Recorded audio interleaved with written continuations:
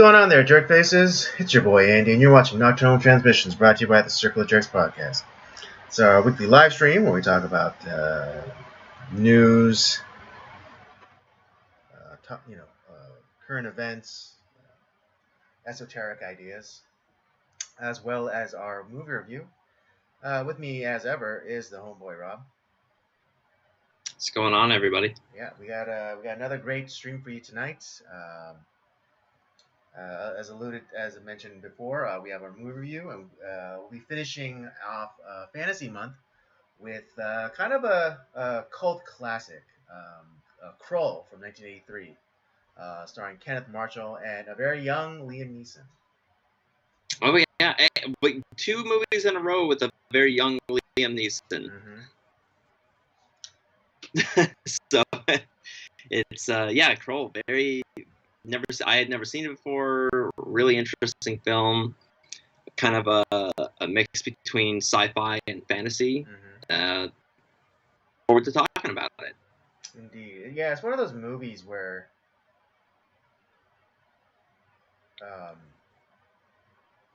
I think like one small element, is the identifying feature of the entire movie. Kind of like, well, the most iconic part of this movie is the weapon that the hero uses. It's or doesn't use until the end of the film.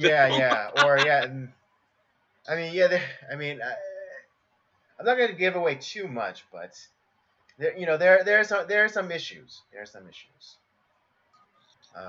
But that's what makes. Yes, exactly. But yeah, we'll get into that a little bit later. Giving you a little tease. What you could expect. In the next few hours or a couple hours at minimum. Yeah, Rob. What's going on? Episode 2 of the Cinemigos is out. We talked about Machete from 2010. The kind of talked all things Grindhouse and. Yeah, and for those of you who don't know, this Cinemigos is Rob's. It's a separate project that Rob is working on with friend of the show Hydraberg from the Cut Above Horror Review podcast. So if you want to check that out, you can find it where, Rob? Anywhere you can get your podcast, Spotify, Apple, or Apple Music, or Apple Playlist, or whatever the hell they call it now. It used to be iTunes. Now it's something else. Apple something. It's all about the branding. All the places where the podcasts are available. Mm-hmm. But yeah, it was a fun discussion with the guys. We talked all things Grindhouse, we had some very interesting stories that were told throughout the episode, and it was a fun movie. So go ahead, give that a listen. And like I said, if you want to hear my thoughts about Machete, go ahead and listen to the episode. All right, there you have it, folks. As for me, I had a pretty quiet weekend. Of course, I had the Breaking Bread that the homeless outreach ministry that I do with my church. Mm-hmm. Yeah, it's getting a little harder to operate in the location that we go to. Well, I should let everyone know because we do it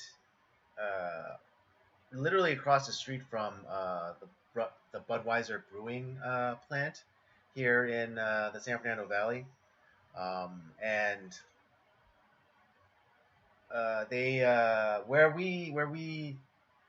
we've been having to move positions within that area because they've been making it harder for particularly the homeless with RVs and campers and things like that, or vehicles in general, to post up there. They've been putting up K-rails along the street to discourage people from parking there, overnight or over a long duration of time. Yeah, yeah.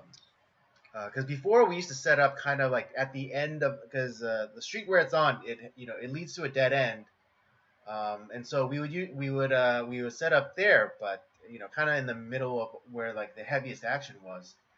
But what is it? After a cleanup, done by the city, uh, I guess they came in and put in the K rails. If you don't know what a K rail is, it's one of those it's one of those portable concrete barriers that you often see sometimes on construction sites and things like that. And yeah, I mean Yeah. the street that the Budweiser plant is on. Well, I mean there's signs that say that you can't park there or whatever. Or on one side of the street, like you're not even supposed to park, at all, and then on the other side, it's you're not allowed to park there from like For a certain yeah, time period. pretty much Yeah. overnight. If I'm remembering correctly, the sign's like no parking from like 10 p.m. to 6 a.m. Yeah, yeah. I see Yeah, what. Yeah, it's. and so I mean, I get it. Obviously, like you're trying to do some good and help these people. But I also get it from the people that are in that area that have to deal right, with because that. yeah, I mean Day after it's not just Budweiser too, because again towards the end of the street there is a like an auto body shop there, and and I'm sure Yep. like they would like for their customers or their workers to be able to park, even if it's customers to just come and maybe pick up their cars or get, maybe come in and get a quote, and not feel like you're going, you're entering into a Death Wish movie. Yeah. Yeah. Yeah. Um, Exactly. yeah, and I mean, so yeah, and I Yeah. mean, It's just. because because I truly see it from both sides. And I'm as a group, we're trying to extend even the smallest of you know uh, human decency to these people, and and of course the love of God and uh, overall. But I understand from like from the business side too, and even like from the city, because like I'm sure the city gets calls all the time about this, but then because of certain policies, a lot of the middle managers, let's call them, their hands are tied. Yeah. Their hands are tied because their bosses are the ones that came up with these policies, and they're the ones who just have to enforce it. Um, Yeah. It's kind of uh, kind of reminds me a little bit of I don't know. Have you seen the movie Ikiru? no, sounds familiar, but Yeah, well, it's a very famous Kurosawa film, one of his mhm, best, and starring Takashi Shimura, and it's really about like just the middle management of bureaucracy, and it's like it's kind of where you're just kind of it's where dreams go to die mm, essentially. Yeah, it's like, so I can imagine like what those. It's like they're literally fielding phone calls, and it's like they have no mhm, power whatsoever. Yet they have to like enforce whatever stupid rules that have been put into mhm, place that maybe they don't even like to right. begin with. And it's like, yeah, it's not a fun position, and it is that has got to be one of the worst jobs. Dead, like it just not necessarily dead end, but just my God, like my brain would just I would want to not kill myself, but it's like I feel like I was in hell. Yeah, absolutely. So yeah, I mean it's a kind of crappy situation all around, but um, every so often you do get glimmers of hope. I mean, what is it? There's a bunch of homeless people, who particularly who are addicted to drugs and things like that, and they occasionally will come to us asking, because we actually are, we have contacts with a ministry up north in kind of like Vacaville, like Northern California, like Vacaville, uh, the greater like Sacramento area. Mm-hmm. God Will Provide Church. And they have a strong substance abuse program, and they sporadically come, some of their members, or they come down to LA, and to minister, and to potentially get some people into treatment. Um, That's yeah, and awesome. so That's so.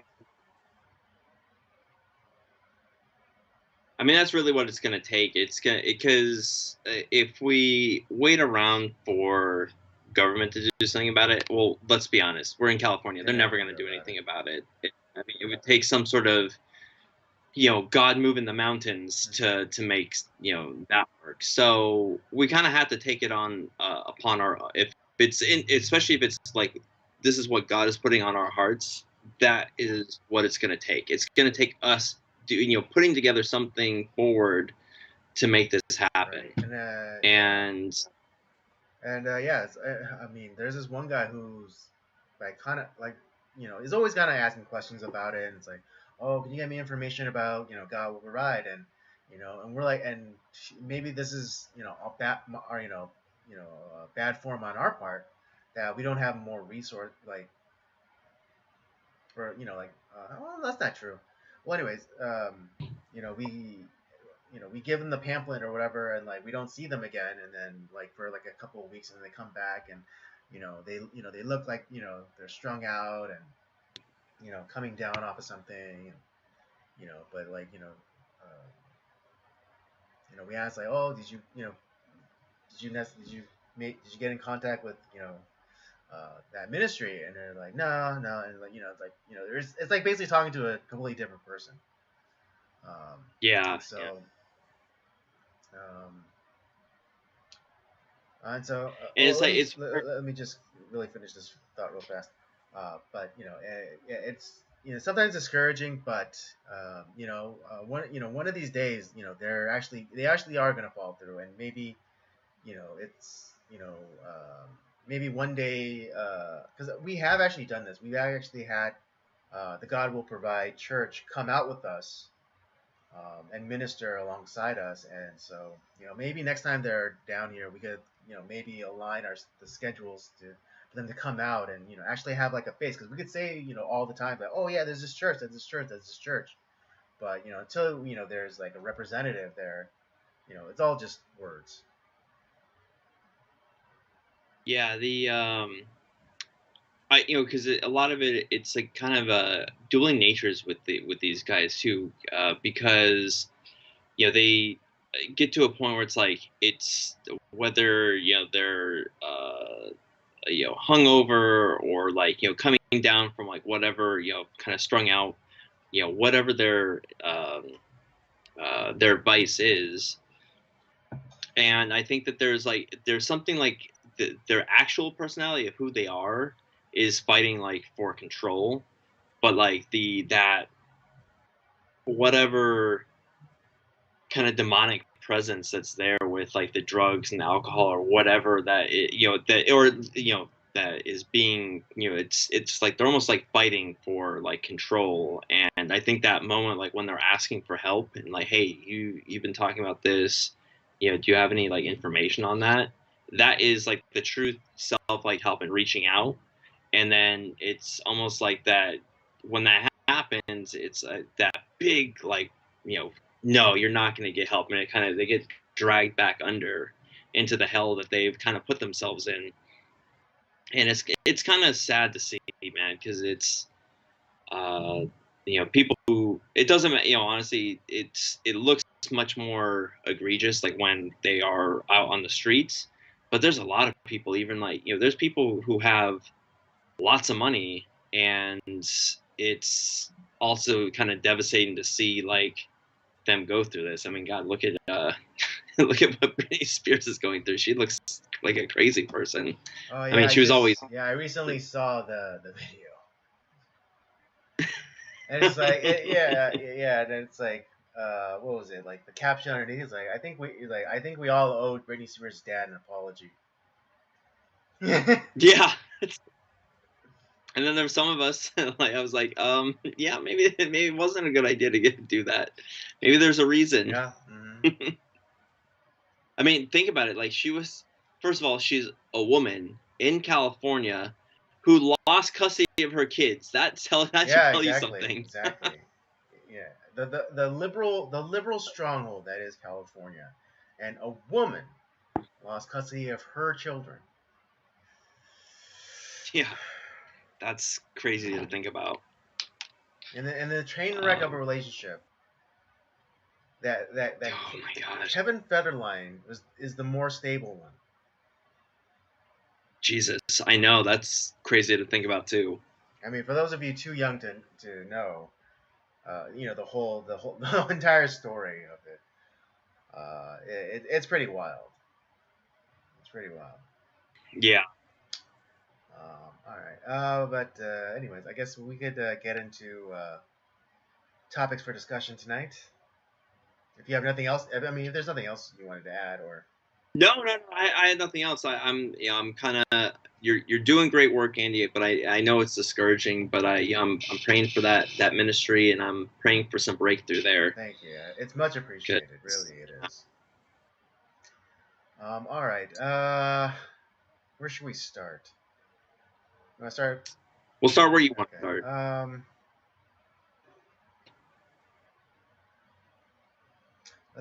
start. Let's talk about Normie uprisings. Normie Uprising, I like it. Let's do it. Yeah. Well, I mean, there's more your topic, so I'll let you. Yeah. So recently, well, in a lot of things, you know, we obviously it kind of starts really with the whole the Bud Light and all that whole thing that was going on, and they've been kind of losing out on a lot of money doing that. Their stock is way down. I think it's kind of like where there were some pretty massive some big firings that happened because of that, and now you have some of the people that are, you know, it's like trying to capitulate to the whole crowd. It's like, no, we're not like that anymore, and they're trying to, you know, kind of circle the wagons to try to, you know, recover, you know, try to cover up this gaping wound that they've created for themselves. And I think there's a lot of people who are just like they're not buying it. It's like, yeah, okay, well, we'll see. You know, let's see how you know we'll touch base with the in a number you know a little bit later on. But then then you have these other companies that are trying to go that way. It's like, oh, okay, you're gonna go that way, and it wasn't so like for me. I'm not someone that's gonna come out like, oh, how could they? How could they go against me? Whatever. It's like, okay, fine. If that's what you're gonna do. Well, you know what? I don't care about you anymore. I can spend my money elsewhere. You know, like Target was a big one. I know there was a few other like big companies, and then you know, kind of this hulking dinosaur of, you know, Disney, who, you know, they've kind of been trying to, you know, push their agenda for quite some time now, and it's really starting to bite them in their ass because, you know, they tried to fight the you know, they tried to put themselves within the politics of Florida and kind of, you know, the American politics, and they got their ass handed to them. It's like, okay, if you're going to do that, well, guess what? You know, we have allowed special exemptions for you know, for your theme parks and all this. Well, that's over. You know, we're not going to give you that anymore. You're going to have to pay the taxes just like everyone else is. And that's that's a huge fucking loss for Disney, for one. And then you know, they doubled and tripled down. It's like, okay, well, we're gonna put out like super woke movies, and it's like we're gonna lash out, and then we're gonna have our secret, not so secret gay agenda. We're gonna do all this and that, and uh, I never in my lifetime expected to see a Pixar movie like fall flat on its ass like that Buzz Lightyear movie did. I mean, it's like once you kind of figured out like what they were, kind of doing with it. Well, one, it's yeah, it's one scene. Who cares about that? I mean, but it is a kids movie. There's no reason to have that in there. But then, I mean, it was also just bad writing to begin with. So it's just like a kind of a double whammy for them. And they have been losing their ass. Like their last, like 4 or 5 movies. The streaming site is not their streaming service is not doing well. The shows that they've been putting out have not been doing well. The a lot of the movies that they've been putting out recently have fallen flat, and they've lost a lot of money. Which, I mean, they have a huge fortune to begin with, but it's you can only lose it's death by 1,000 cuts, if you will, in this case. And it's gotten to the point now where, what was it? They had the CEO, initially, who I forget his name, but he ended up being fired. I think he was fired, let go or fired, or he resigned, Bob and then Chapek. they brought Bob Chapek. Thank you. I couldn't remember his name, and then they brought back in what's his face? Was it Bob Iger? Yeah, and I think his realized is like, you know what, we're done dealing with the culture wars. I think we're losing. But although it's like they shell. It's really interesting to me because Iger is the one who basically lit the match. On this whole thing, he's the one that he was really the one to institute everything, and then he left. He left Bob Chapek holding the bag, and then Bob Chapek got taken out in the middle of the night, only for Bob Iger to return. I mean, you basically, what is it? You reinstated the arsonist as manager of the candle store. Yeah, it's really. But yeah, and honestly, like, and I hope he says, oh yeah, I think we're done with the culture wars, and like we're losing, and we're taking these things off the shelf, so that they know that it's meant to ignite ire in people, but it's not. It's hearing that, I think people should not be like, okay, good, we can let off the gas. Like, nope, you keep doing what you're doing, because you have to make sure that, like, hey, there's consequences for if you want to act like this. Listen, I don't not want. I don't. It's what we talk about with like Saving the Last Dance. Jordan's kind of where he's wasn't political or whatever. It's like, yeah, he had a political stance, but it wasn't a public thing that he would do. It's like, hey, Republicans buy shoes too. It's where it's like you've already, when you go directly towards like a very minuscule fan base that really doesn't care about your product anyways, but you cater to them, and you've cut out all this other market of people who just want to have something where they don't have to think about what's going on in the world around them. They want to go to Disney World or Disneyland and kind of just enjoy some wonder for a few hours, or they want to watch They don't want to think about like the mountain of bills that are waiting for them at home, or paying their kid, paying for their kids' braces, or the stacks of TPS reports that they have to get through when they have to get back to work on Monday. They don't want to think about that stuff. They won't. All they want to do is like take their kids and shut off their brains for like a couple hours. Yeah, it's I just, and I think it's all the stuff that I'm seeing.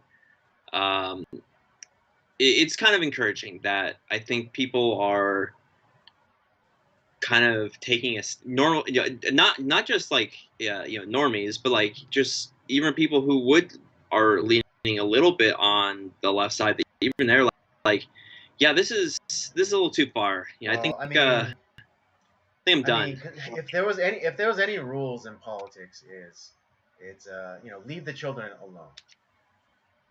For the longest time, Yeah, everyone understood that one rule. It's like leave the kids alone. But yeah, leave leave them them kids kids alone. alone.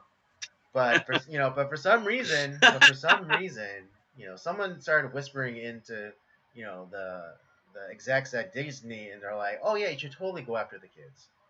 Because You should totally it's grooming. start catering to this minute,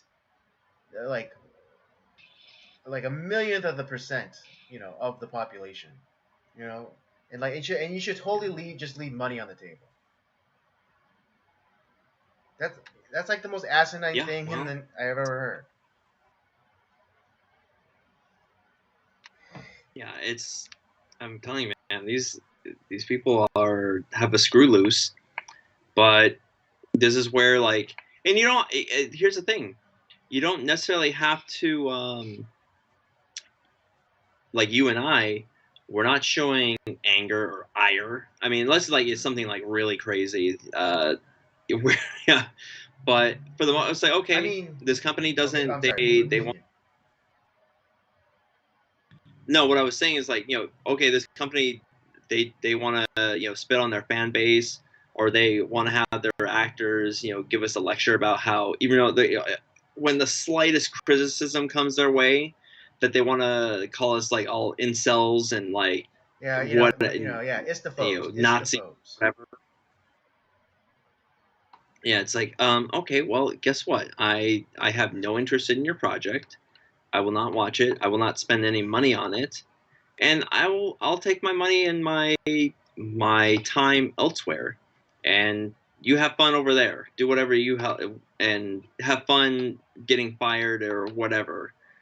And that's what's Yeah, happening it's right funny. now, and it's great. It's like when you don't acknowledge a child when they're having a tantrum, and it's like, it just makes them like go crazy even more, and then you just keep ignoring them, and then they'll just scream themselves. They'll scream themselves hoarse, and they'll tire themselves out, and then all you have to do is come later and just like scoop them up and put them into bed. That's what they're doing right now. Yeah, They're like they're screaming their heads off in the middle of Walmart, and you're just whatever. You're letting them have yeah. their tantrum. Uh, God, I wanted to make it a point.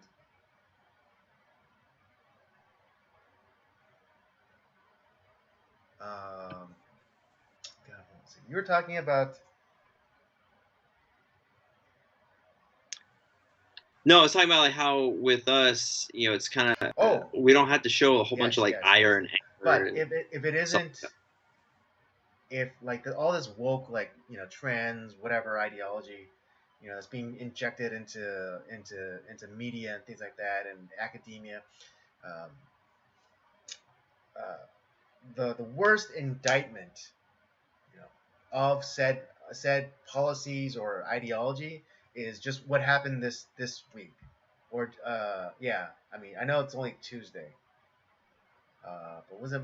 Did it happen? It might have happened on Friday. Oh yes, it did definitely happen Friday, because they were trying to bury it. But on Friday, the the governor of California, freaking, Patrick Bateman, wannabe, he yeah. vetoed the assembly bill that would make it a requirement, uh, make it a criteria, uh, to basically strip away a parent's custodial or visitation rights, if they didn't affirm their child's gender identity. He he vetoed it. He vetoed that because he Well, knows that I mean, it would because kill yeah, I him mean, a lot of a if lot he of a lot of pundits have been saying that move was also political, because he has bigger aspirations. Like, yeah, he wants to do that. yeah, Like we already know. that's Yeah, we already know that. Like it's not a, this is not a hand clap for Patrick yeah. Bateman, Governor Patrick Bateman. This is because he knows because here's what's going to happen, because they're going to try to trot him out to replace Biden in the election next year, because even like the super lefties who've been pro Biden like this entire time, they're going to give up on him next year. I guarantee it, and they're going to prop up this jerk off. And that's why he doesn't want to have these controversial bills under his name, like just as this is about to happen. And this is not about him, like, you know, kind of coming to the light and realizing, hey, maybe this is not a good idea. It's still an indictment, because he knows that this sort of thing is so unpopular to like the independent voter that like if he has to have any chance in the national stage, then he cannot have like you said, he can't have this under his belt. No. So don't applaud him. He's not doing this out of some like, road to Damascus, coming to Jesus moment. He's doing this. Gavin Newsom is a strictly political animal. Everything he does is calculated. Yeah.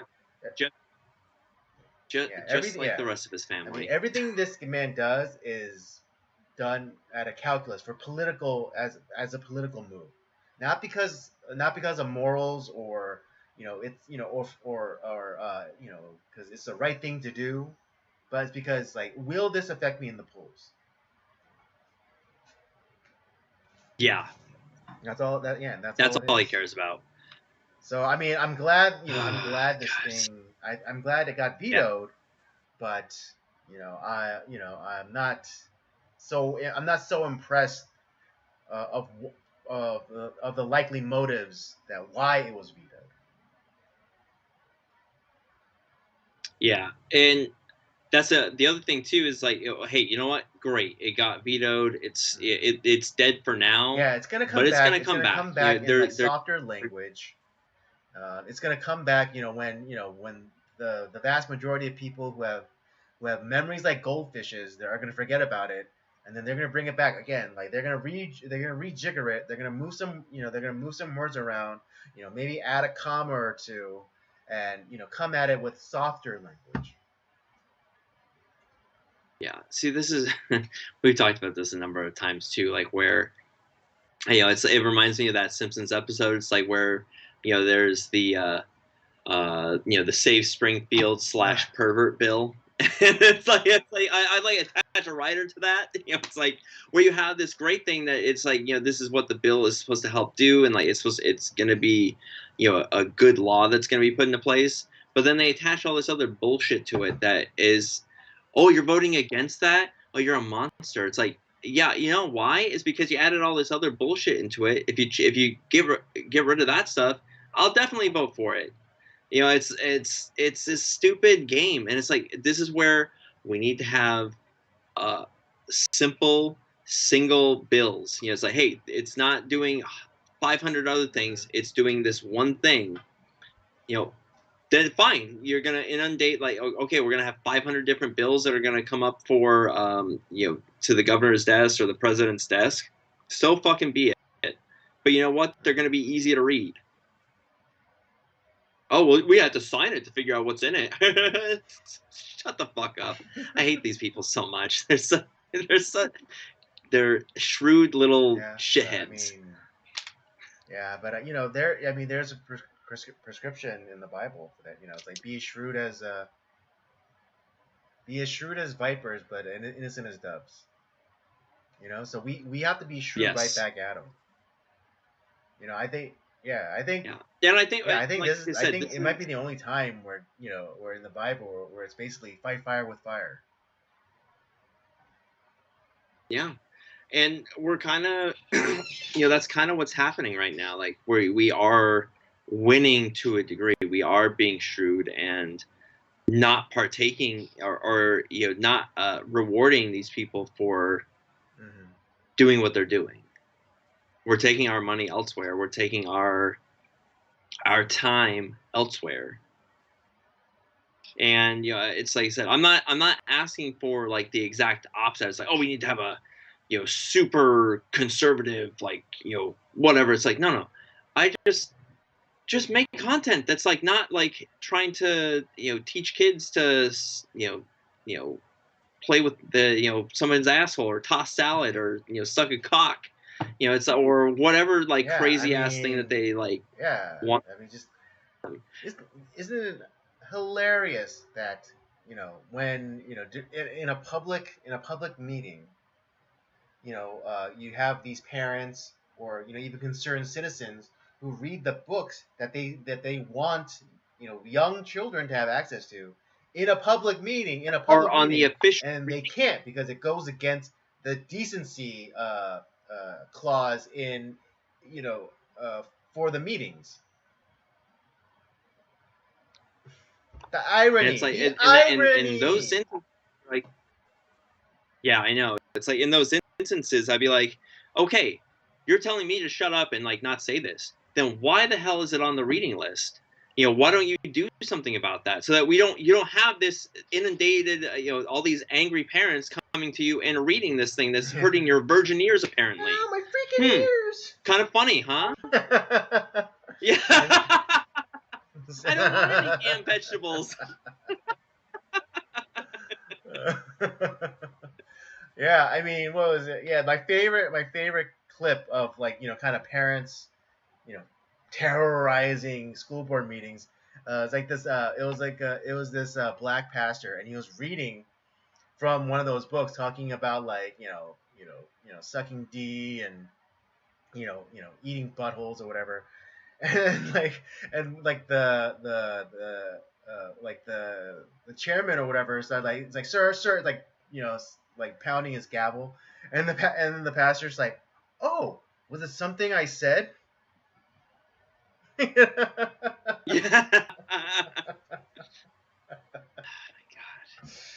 Oh yeah, but I mean this is the Normie Uprising, Yeah. and I think it's working, you know. Because I think they broke the cardinal rule. You leave the kids yeah. alone. I think what's happening too is that people are also starting to feel more empowered because they realize that they're not alone. They're not crazy. Right. Yeah, and they're seeing it's not like in 2016 or 2019. When they what is it the Democrats, they would if you went against them, they would release their brown shirts, their new Ku Klux Klan, i.e. Antifa and Black Lives Matter, to go and destroy your neighborhood. yeah. Yeah, it's not like that anymore. People are starting to realize that there are more of us than there are them. Yeah, no one's buying it anymore. No, the wizardry is ceasing to work. Yeah. It's funny because what is it? Lauren Southern. She popped up recently at this kind of again at this event where parents were standing up against the something to do with the trans or homo stuff. And there was a counter protest of black bloc guys, Antifa guys, and it was interestingly enough, they were, even though they were completely ninja'd out, head to toe covering, they still had umbrellas, a phalanx of umbrellas, and then also the police were making sure to keep an eye on them, not the parents. Good. Yeah, I mean, because the freaking socialist hellhole that is Canada, especially particularly after like all the stuff that we hear, like like pastors being carted off to prison for during lockdown times for breaking COVID lockdown measures, or even just preaching the gospel. Yeah. But at least this one, I mean, I think because this time it was a mixture of parents, but particularly Muslim parents.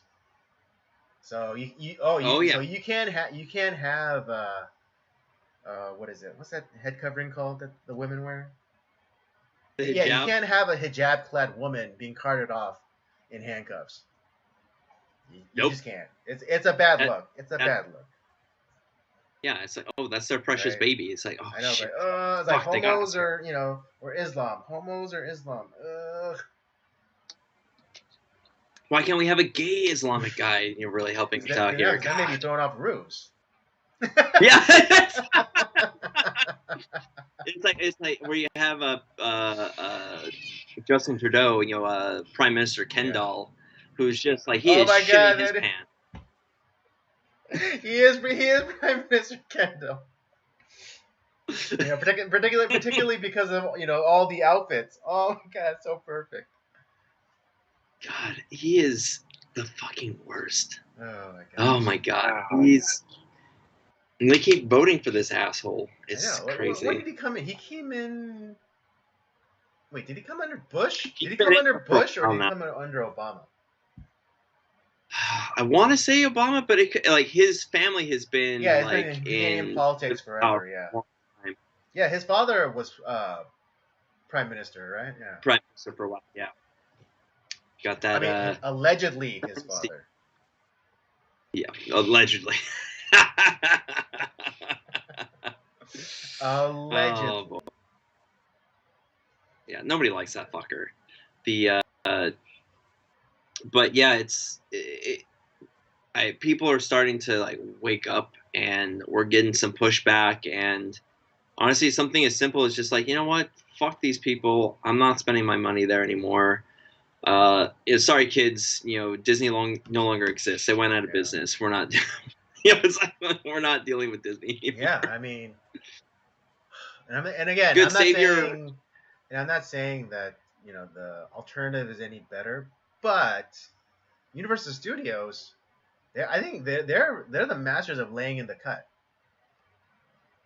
Like Yeah. they don't put out they relatively don't put out anything controversial. They're just like, like they put out like I mean just recently, there's certain We yeah, exist. it's like we exist too. And yeah, like what is it? In Orlando, anyways, like Universal Studios Orlando, like it outdid, like for the first time in like many many moons, it outdid Disneyland in terms of ticket sales. I know, that's crazy to think about. Yeah, it's like yeah, and like And if you're a yeah, horror, Universal is and just if you're laying a in the horror, cut. They're like, yeah, we exist here. We exist too, guys. And it's like we're yeah, not in. They're not necessarily pushing as hard. With the message. yeah. Especially right now, if you're a horror fan, Oh yeah, no, yeah. you're What is it? Halloween Horror Nights. Universal. Yeah, theirs is the best. Mm-hmm. It scare the shit out of you. Trust me. That sounds like a very interesting story that we must hear. Well, okay.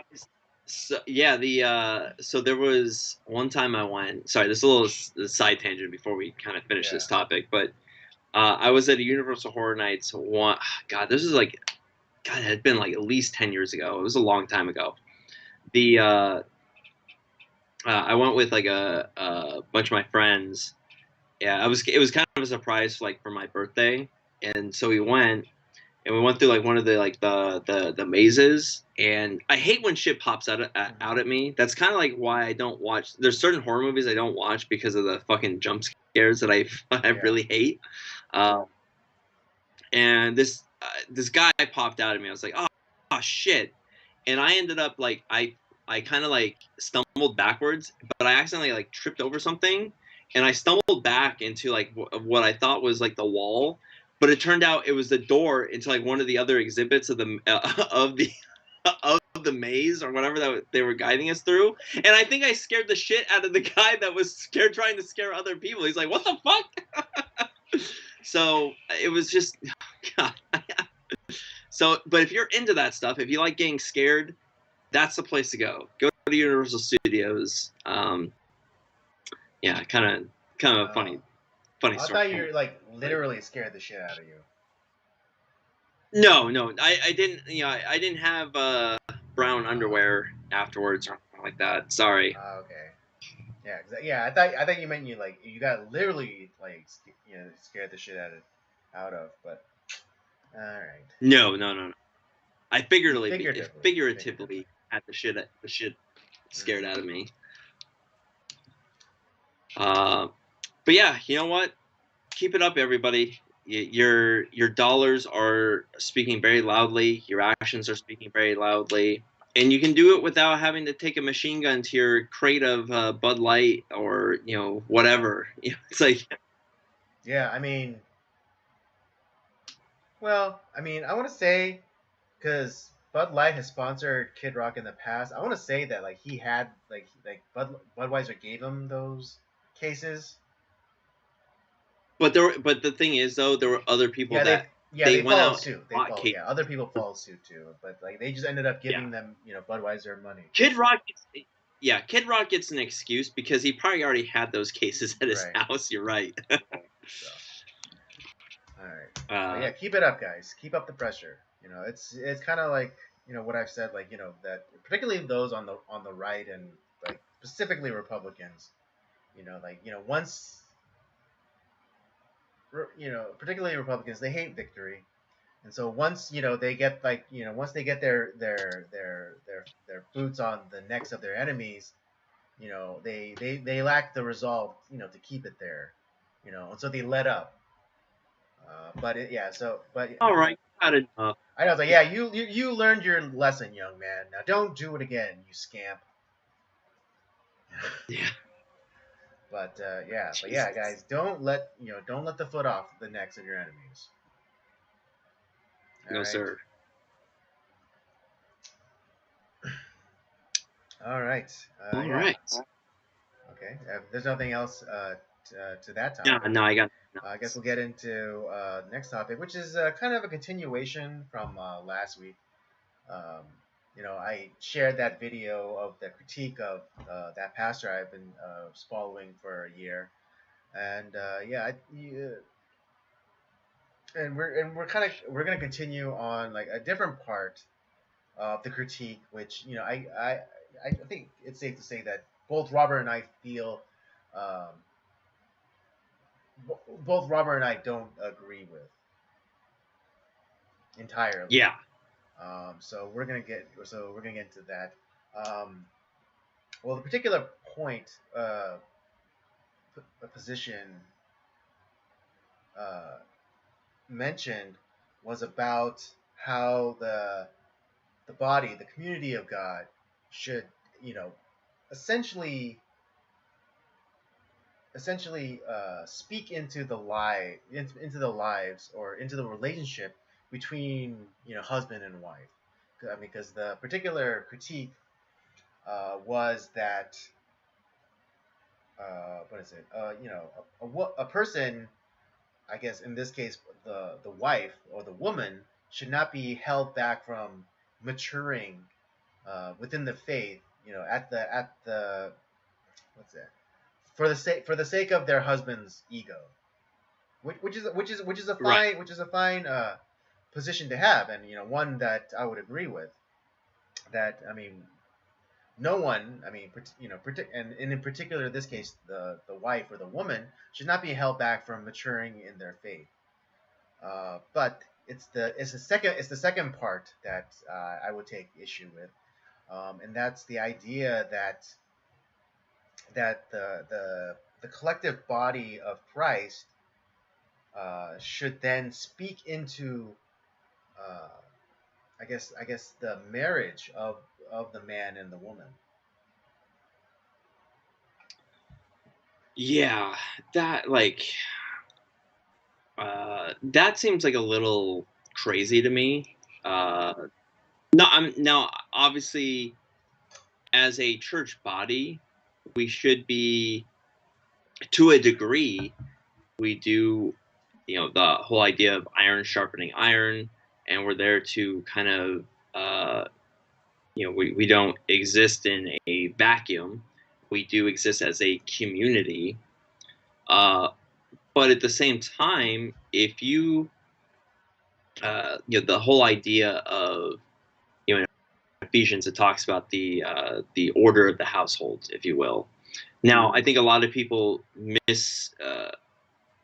think that like, oh, it's about like, oh, the woman must submit to the husband, and everyone has to fall in line. Like he is the what's I think the term I think it's a Latin term term, the patris familia or something. Yeah, I think it's patris familia is like the Latin term, and it's about like, oh, he is the like the law and order of the house, and everyone follows that, and if they don't, there's hell to pay. You know, it's like that's it. You're going against God at that point.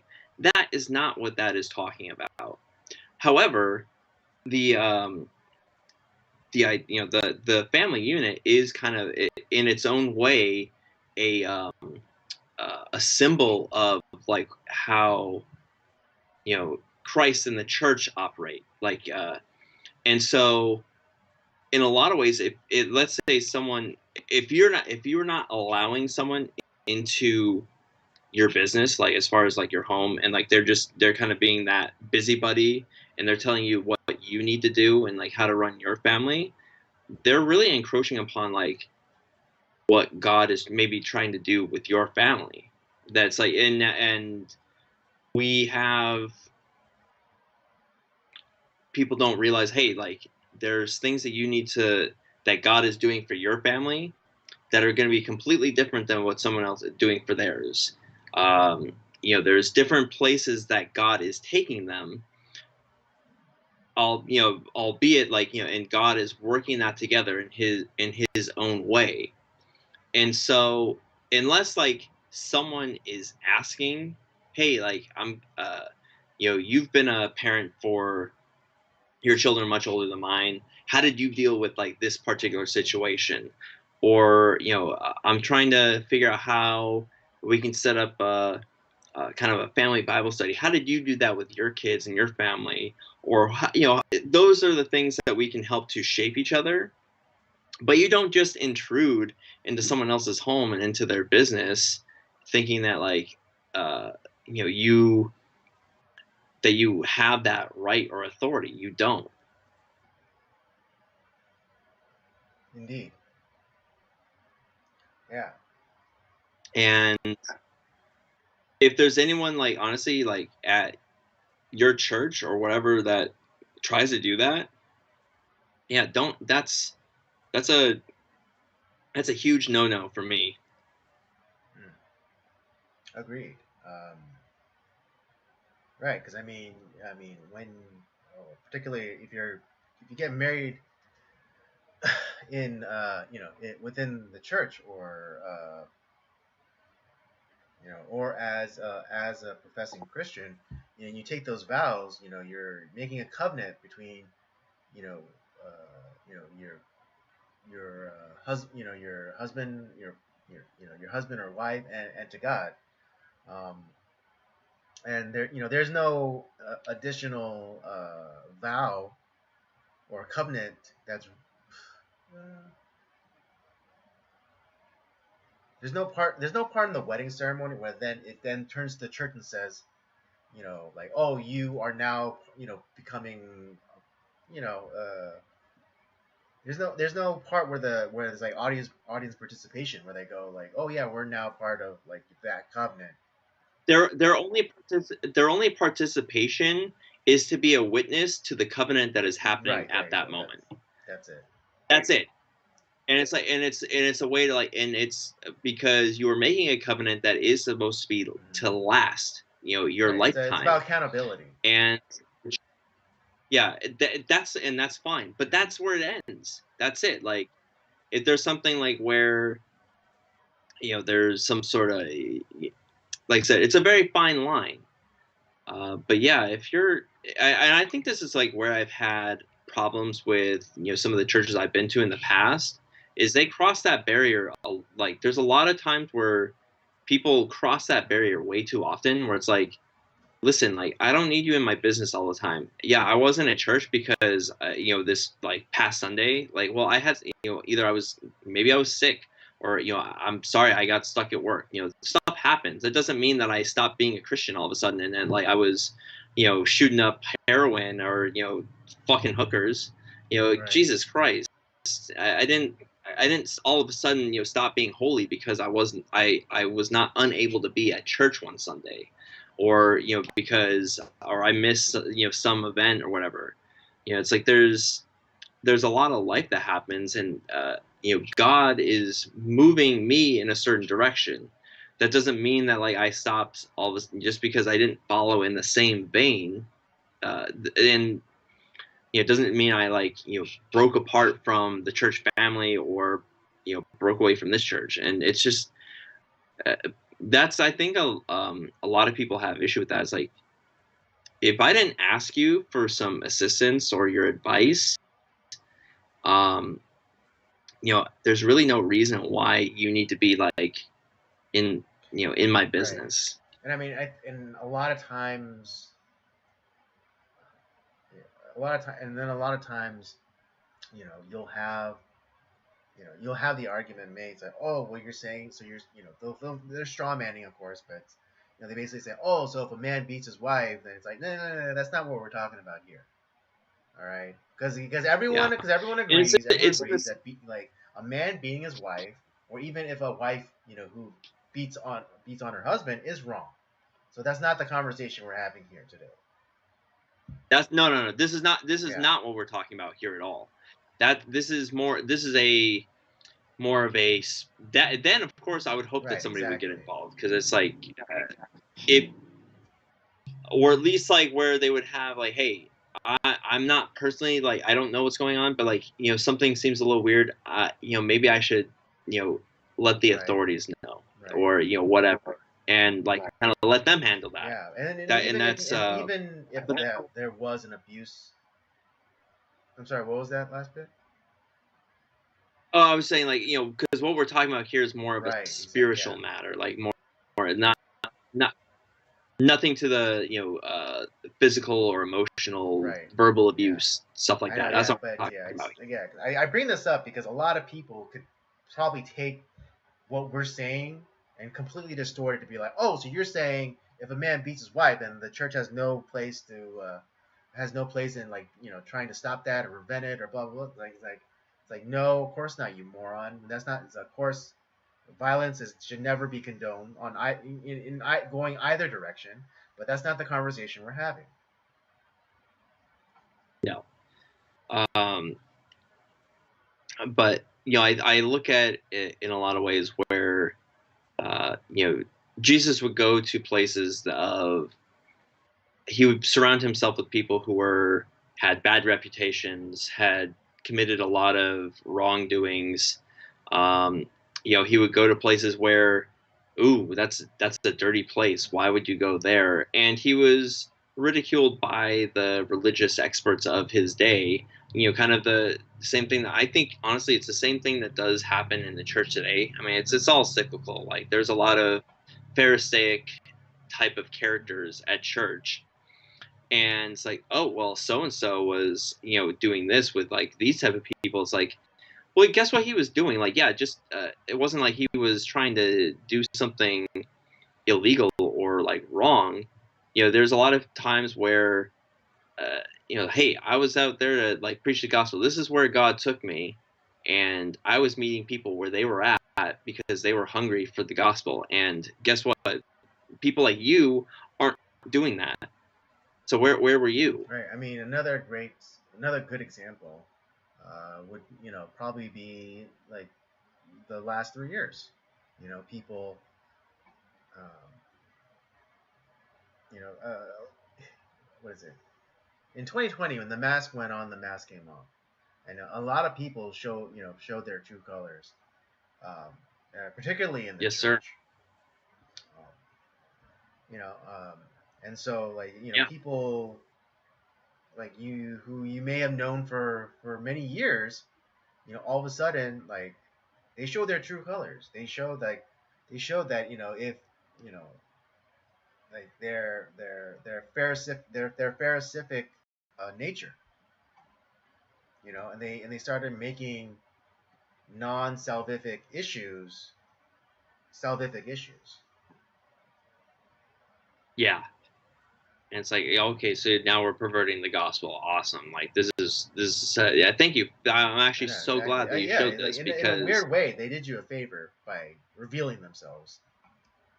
It's like, oh, okay, I want nothing to do with you. yeah, I mean, God, even in that time too, like you started to see some of the really a lot of stuff came out. Not only that, but you saw a lot of these. There was a huge schism in the Methodist Church, where you would now you have a large majority that have just kind of completely bought into the trans agenda. They've kind of pretty much the Bible is kind of almost like a kind of a guide, but not really at this point. There's a lot of denominations that have kind of gone that direction, which is kind of sad to say. And yeah, like you said, the whole mask thing is like, well, if you're not wearing a mask, I guess you're not a real Christian. It's like, Yeah, are you? yeah. And Are you kidding? And then they would again use the Bible as a weapon. It's like, oh, love thy neighbor, love thy neighbor. It's like, yeah, it's the same. These are the same type of people who, in a different time period, would use that to defend slavery, or use that to defend segregation, or use that to defend whatever like crazy zeitgeist issue that like is kind of the wrong thing. And you look back, it's like, what are these people doing? Like, this is not. And anyone worth their salt who has any sort of like biblical literacy knows, like, no, that's not how that passage. right, That's not what it means at all. Why are we using it here? That's why we stress like proper, what's the proper exegetical or exegizing? Yeah, exegesis. Exegesis. That's the and it's like where now you not instead of being the beacon of freedom and truth, you've now just allowed yourselves to become an arm of a secular government that hates your existence. Yeah, I mean, particularly with what is it, Romans 13?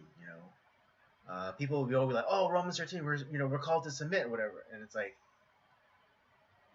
yeah, but that just means like don't try to overthrow the government. Like it doesn't say that you can't stress, you can't that doesn't mean you can't be like, hey, I think this is wrong what you guys are doing. There's it's and also context of the time that also think about the context of the time that was written. At the time, Christians had no power. They were not franchised at all. They were thought lowlier than slaves. And yet yep. What was it? Yeah. So and Paul wrote, it's like that we are to submit to the government. Let's think about that for a second. Christians at that time were the lowliest of the lows. We weren't recognized. We weren't franchised in the government. We had no rights, and yet Paul wrote, "Submit to the government." Does that mean that we were to just take it up the ass all the time? No. It meant like, yeah, don't overthrow the government, or don't try to overthrow the government. Yeah, it's like there's a better way, and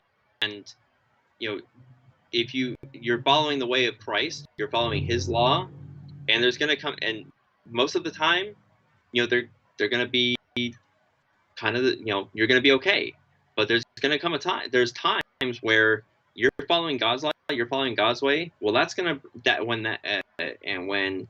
that reaches up against secular law and the ways of the world, you're probably going to get in prison for that, but you still follow God's way. Right, because we're so that happened. It happened in the throughout the entire a lot of times throughout church history. It's happening today. It's like all over the world. It's happening here in this country. It's happening in like our neighbor to the north, Canada. It's stuff like that, and to think people are like, oh, that happened in the past. Like, no, it's happening now. And like, yeah, we still have some semblance of protections here in this country, but that's going to go away. I guarantee within a number of years Yeah, it's I going to mean, go what away. is it? I think, yeah, I think, what is it?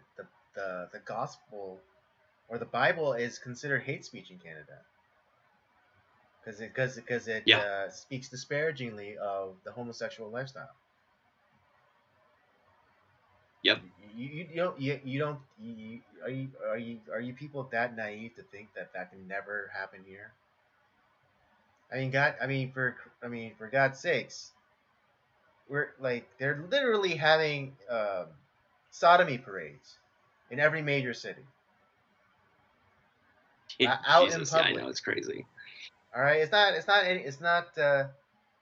not the original push where they're like, oh, we just want to exist. We don't want the government in our bedrooms. But now it's saying it's like now it's out in the public for everyone to see, even small children. Our Yeah, our bedroom is bedrooms are done outside. now. It's like you must celebrate us now. You must celebrate us. That's the I mean, hell, change. just that. Is before it's like just we want to exist, stay out of our bedroom. Now it's like you must clap. You must clap. Yeah. I mean, yeah, the bedroom's outside now. Mm-hmm. Just ask Mattress Girl. Oh my gosh. Yeah, it's we are, I was we've been going through Ephesians, a bunch of different. We've been kind of going through the book of Ephesians at church, and like the world of Ephesus at that time was maybe wilder than what we're going through now. Like it's people like, man, like what the world's gone Wait, crazy. have It's you? like, It's like, do you know nah, it's about always been kind of. Ephesus? Ephesus was wild, man. I was doing some reading about like when I haven't done it in a while, but I was like, you know what? I'm kind of curious. Let's go back into the world of Ephesus and like what they were doing. It's like Jesus Christ, these guys Yeah. were nuts. It's like they make these sodomy parades look pretty tame in comparison. I know. Like what like I don't know. Yeah. What are we like? 5 years from full Ephesus. We're getting Mm-hmm. pretty damn close, but yeah, Mm-hmm. we're not quite there yet. And we're no Sodom and Gomorrah quite yet, but we're trying to get Yeah, there I for know. some Like reason. that's like some sort of achievement.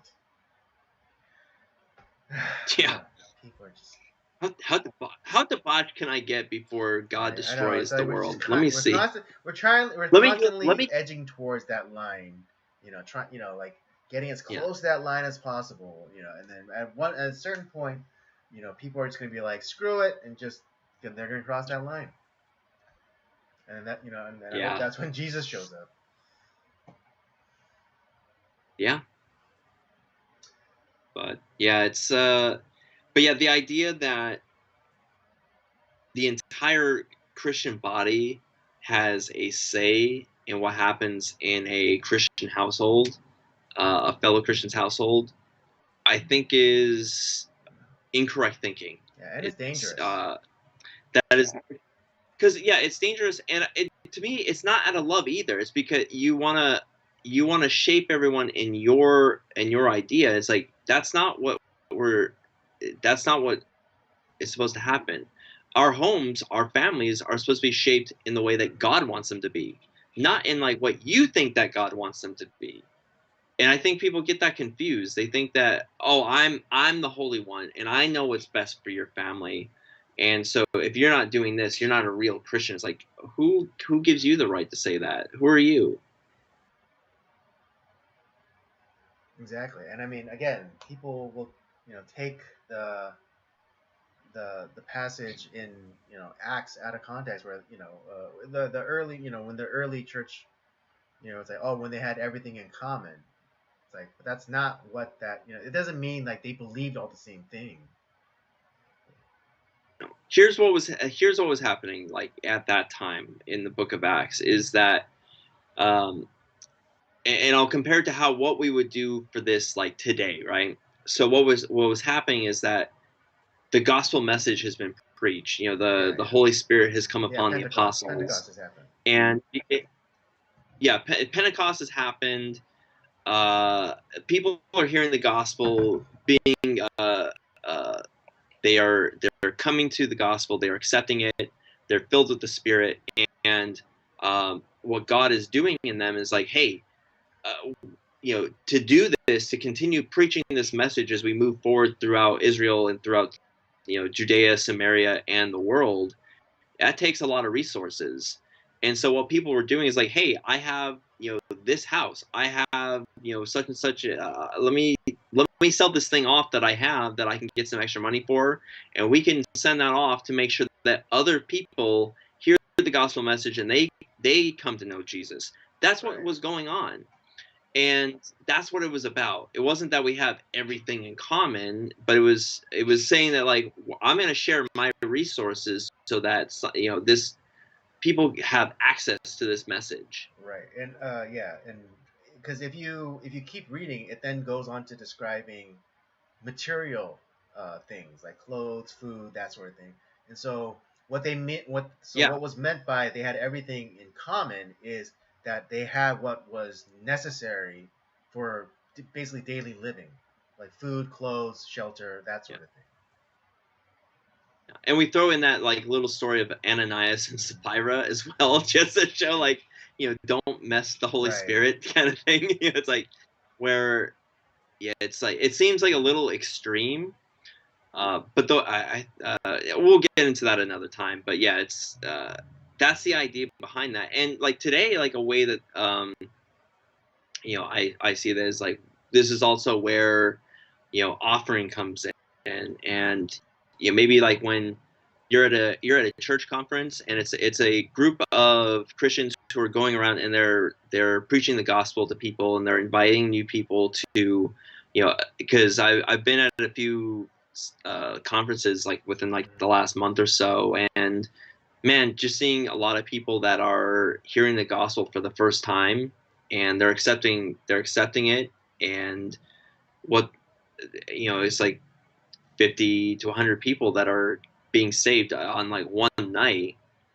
And so if I have certain resources that I have that I can donate to help keep that cause going, to help, kind of similar like what was happening in the book of Acts, why wouldn't I go ahead and do that? Because the Holy Spirit within me is kind of like, hey, let's help them out, let's do what we can. And it's similar to like back in the Old Testament when they were coming up with building the tabernacle, where all the loot that they were given by God from Egypt, they gave all that back to God to build the tabernacle, to worship. It all went back into that, to the point where like they had to say like, no more, we don't need any more. You don't have to give us any more. We're good. We have everything that God requested of us. That's what was going on in Acts, and that's not about like, I'm not sharing my entire like the spiritual life of my household, the spiritual direction of my household. That is not what we have in common. God has a different plan for each family, and so like what might work for you is not what God is taking us, and to you inject your own version of what God wants is incorrect. Indeed. And I think that's why I ruffled up so much against that when I heard that, I was like, oh, I don't like that. Yeah, I'm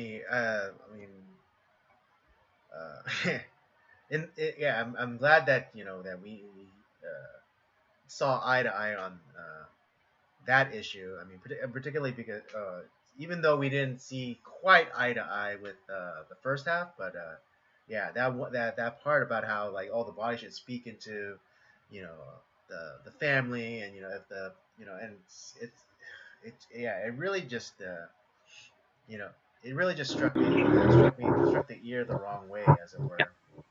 And it just now, should we encourage one another? Should we pray for one another? Should we fellowship with one another? Absolutely, those are all things that need to be done. And through those things, there may be that opening where God is like, hey, I'm going through this. Like, can you pray for me? Do you have any like advice? something like I that. mean, yeah, and That's then great. again, like if like That let's say that in the specific case of where the husband is overbearing and won't allow the wife to grow or whatever, then again, the Bible, there's a prescription, there's an order of operation, there's a procedure uh, for correction, and the wife, wife can then has steps that she can take to help remedy that. First, confront the husband, saying like, oh, I don't think you're holding me back in this certain way, and maybe if it's a misunderstanding or then it could be ironed out right then and there, no harm, no foul. But yeah. for some And reason, if you know the husband is being hard headed, then she could bring in an elder, the the pastor or whatever, and then if that doesn't work out, then you bring in the church body, in general. yeah, you don't start off like, Yeah, well, you you don't don't start off with the last you as resort the as the first resort. yeah, yeah, and you as the church body don't get like to inject yourself first, right off the bat. Yeah. So So there yeah, there it's is a just protocol, and to give the critiquing pastor some credit, maybe there's something lost in translation, but that could be too. Like I said, maybe we're misunderstanding him, and it's when guys like this who have been in this position, they talk for a living. There's always sometimes like maybe they misspeak or like they say things odd, mm-hmm. and I feel like if we asked this guy about Mm-hmm. that, it's like, what did you mean by that exactly? And I think maybe he would be maybe more on our side. I would hope. I don't really know anything about Right. the guy, but if he's any pastor worth his salt, I think he would probably be closer to us than Mm-hmm. anything else. Yeah, I mean, you'd hope. You'd hope. You hope, yeah. But that's pretty much all I got to say about that. That was I didn't realize we were gonna get like 2 weeks worth of like discussion based I off this know, right? one video, which It's is pretty really amazing. interesting. It's pretty amazing. Um, yeah, I mean, I don't know. Like, I don't know how regular this is gonna be. I mean, but yeah, it's always fun to kind of like discuss these sort of topics. Particularly, Yeah, definitely. especially when all you're seeing is, especially in media, when all you see is like the caricature of a Christian, um, and you're not, and I mean, I understand, particularly like within like television shows or movies, you only have like a small amount of time to tell a story and get your point across, and you don't always have the luxury of getting into like the nitty gritty, uh, you know, of a particular belief or doctrine or whatever. Uh, but Yeah. I hope our audience appreciates this, and actually getting a ground level view of of Christian belief and Christian doctrine, and Yeah. maybe it'll spark something within themselves to to study or to research a little more. Yeah, hopefully. That Mm-hmm. would be great. Absolutely. All right. Well, yeah, that'll bring us to the end of topics for discussions tonight. Hope it was enjoyable for you. Let's get in now. That just leaves our movie review, and we'll finish up the stream. Sounds good. I'm gonna use the bathroom. I'll be back. I'll just hit everyone with the synopsis while you're gone, and we'll get going. Just to remind you all tonight, the movie review is for Krull from 1983, starring Kenneth Marshall, Lizette Anthony, of course, young Liam Neeson, Alan Armstrong, Robbie Coltrane, Bernard Breeslaw, who's a giant of a man. And yeah, of course, again, this will conclude fantasy month.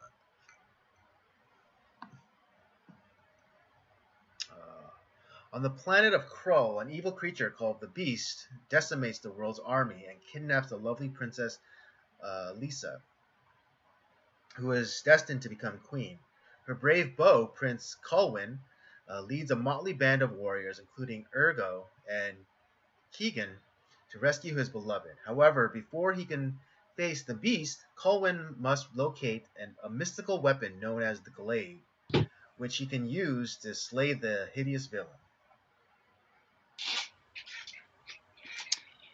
All right. Andy, how did you come to this movie? Like you chose this. This is your choice. Had you was this like a movie that you had seen before, or was this like one just like you've always wanted to see, so you introduced No, it? this movie, I've never seen this movie, but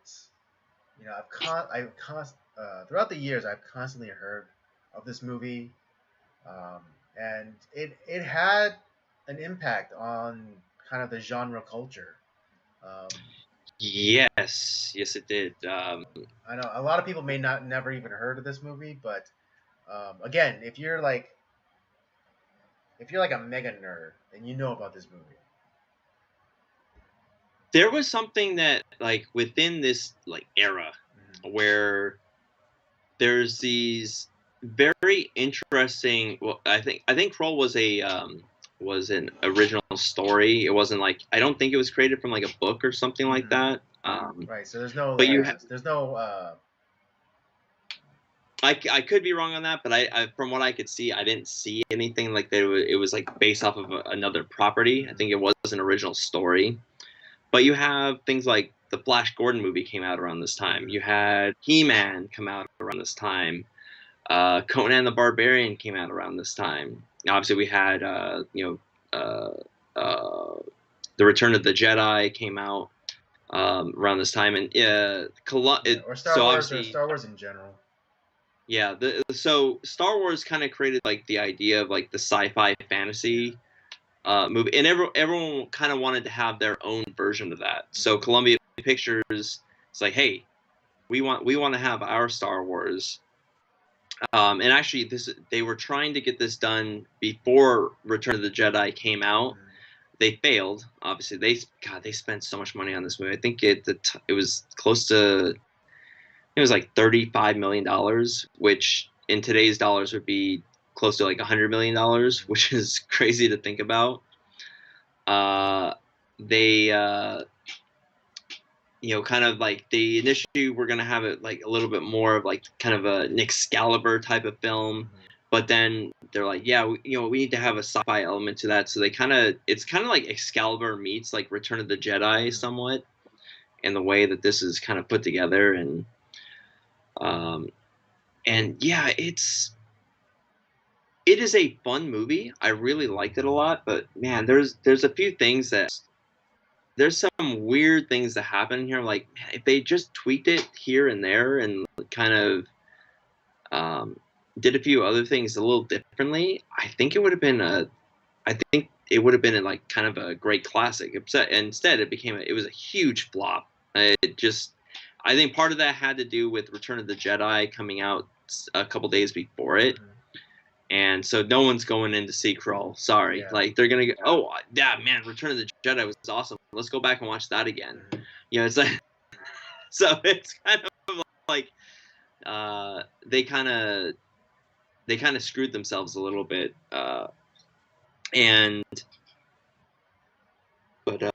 Yeah, like what were your thoughts on it? Like what do you like about it? What don't you like about it? What characters were you into? Yeah, I think generally I enjoyed this movie.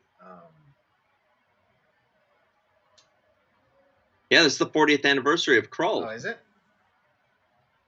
Yeah, it came out in '83. That's so right. Wow. Yeah, I generally enjoyed it. I very much appreciated the level of production that went into this movie. Like like the big like the castle like sets and um, what is it, like the bad guy lair interior. I really appreciated the level of production that went into this movie. It's just a shame it wasn't Yeah. received better by the public. Yeah, there's a few like I thought the overall villain was really cool. I like the idea of the fortress Mm, moving around every day. I thought that was kind of like because that's like, oh shit, where's it gonna be? And like they're trying to they need to have someone who has, you know, foreknowledge that they can like the seer who can see like where this thing is gonna be. And yeah, that obviously that's kind of like one of the MacGuffins. They're trying to figure out where the mm, thing's gonna be. Obviously, our main character, um, he has to get the glaive because that's like important. Though, if I was directing this movie back then, what I would have done is that I think the glaive should have come in later, like where you get the people, like you get like all like the group with like Robbie Coltrane yeah, and yeah, Liam yeah. Neeson and that group, Mhm. get them first. That and like you have that as kind of like the first part, like kind of the like Fellowship of the Ring, like you're Yeah, right, gathering right, the right, right. team together, and then you go up to the mountain, you grab the glaive there because there's a whole like long ass portion of the film where it's like he doesn't use this Yeah, weapon that yeah, would have been yeah, super helpful exactly. Right, and uh, especially it could have against been used to solidify his position as like leader, because like there could have been like some tension between Colwyn and like the lead the lead rogue or whatever. They could have been vying right. for leadership, and they could have been then they could have had um, both of them try and get retrieve the glaive for like for the right to lead or whatever, and then ultimately Colwyn is the one that wins out. Yeah, it was. Oh, the leader of the bandits Yeah, was Torquil. Torquil. Yeah, but yeah, that would have like I think that and like once he gets the glaive and they see like oh like this is the weapon that the king Right. is supposed to have whatever. Um, so and yeah, that I think that was a misstep because like you have like oh this is the weapon you need to like to face off against the beast and all that. It's like, but then he never Yeah. fucking uses it. It's like kind of come on. It's it's like all we want to see him is use that damn weapon, and like we never see him Yeah. use it until like the last. He uses it like for Yeah. I five mean, minutes in the he doesn't even movie. use it It's to just like like to cut up meat to feed himself. I mean, if he did that, I would like okay, he's just using it, and and then you would think that it'd be like, I mean, because it seems like the glaive is part of the mythology on that planet, so a lot more people would know what it is, and like once they see it, they would like recognize, kind of like Excalibur, and they would yeah, understand like, oh, only the king is supposed to have that weapon. yeah. The it's like the idea like when we see it actually used, he Mm, uses it against the Slayers, and it's like boom, boom, boom. They're like dispatched like that, and that would have been a way for him to show his power. Like oh, this is the king. Like he's and it would have made a especially like when they're in the freaking swamp when the Slayers are there. Like he yeah, could have used that then. It would right. have made so much more sense. The uh, one thing I was one of the other characters I wanted to talk about too is Mm-hmm. Rel, the Cyclops. Um, that's kind of like a cool. It's a cool and kind of like an oddly used character because the actor who plays Rel is freaking tall. He's 6'7", and they actually had him on lifters. So he's probably close to In the 7 foot, movie. like in the is how we see him in the movie. The so the he had this whole prosthetic on like his face that had the Cyclops eye, and there was like a robotic thing that was remotely controlled by I think like one of the cinematographers to help him move the eye, and he would have to use I think he could see, Limited, but yeah. It very was limited. like very minimally. Yeah, so he would have to like kind of like look out of like one eye or the other to kind of see, but it was very limited scope of vision. Uh, and actually during that whole like swamp scene, so they actually built like so a lot of this is one of the biggest like all the whole movie is built. I think they had Yeah. a whole bunch of sets. They were filming on the Yeah, Pinewood. 007 studio, so all this is Pinewood in Studios. England obviously, but a lot of these, and there was times like where they had so many different sets that were built to get this movie done. They were filming in 4 different locations on the same day. Like it Wow. was Yeah, that's a nuts. crazy shooting schedule. Yeah, it was a wild thing. But like so the swamp thing, they actually had a swamp that they built to it, and so they would have like the like a kind of like a little levitating platform that was underneath that. So like when it was up, like they would be able to walk on it. It wouldn't kind of show Right, right, right. the waves Yeah, and and all then that. slowly slink down. But then like they would start lowering it down, and it's like that's where like oh you get the swamp effect, but it looked so good that you couldn't the all the actors couldn't tell like wait, and they were Yeah, constantly falling in because they couldn't tell what was swamp and what was like yeah. actual like walking path. And so all the other because the actor who was playing Rel couldn't really see Yeah, all that well prosthetic. because of Yeah. all the stuff that he had on him. They were protecting him. It was like, okay, don't step here, buddy. So they would kind of guide him along just to make sure he didn't fall in. But he was such an odd creature too, because it looked like, if anything, he was the strongest character. Not even Colwyn was really strong because he seemed to be the only one who could really dispatch The Slayers. the Yeah. the Slayers. And what the one thing I didn't understand is like when with Irgo the magician, like he gets uh, this is before like Rel officially becomes part of the crew. He throws the spear to hit the Slayer, and all Irgo like he faints. Like did the was he just fainting out of just like he was? Oh my god, I can't believe this is happening. Or was he some sort of like magic that like Rel had to like knock Or him maybe out? it was the concussive force of the spear cutting through the air. I don't know. I don't that like that was such a weird Mm. thing that happened there. I don't know. It Yeah, was kind of odd. or maybe it's just like showing Uh, how much of a coward that Ergo was. Yeah. he was kind of a coward. I mean, he does show, he He was does, a prove himself at the end, but again, in the yeah. initial He was a meeting and subsequent actions, yeah, he's more of a coward. yeah. What else was oh, who was kidnapped by the Beast. So that was a um they were like so all these actors for the most part are kind of English theater actors that the director and stuff found. And so the actress herself is a unknown English actress, Mm-hmm.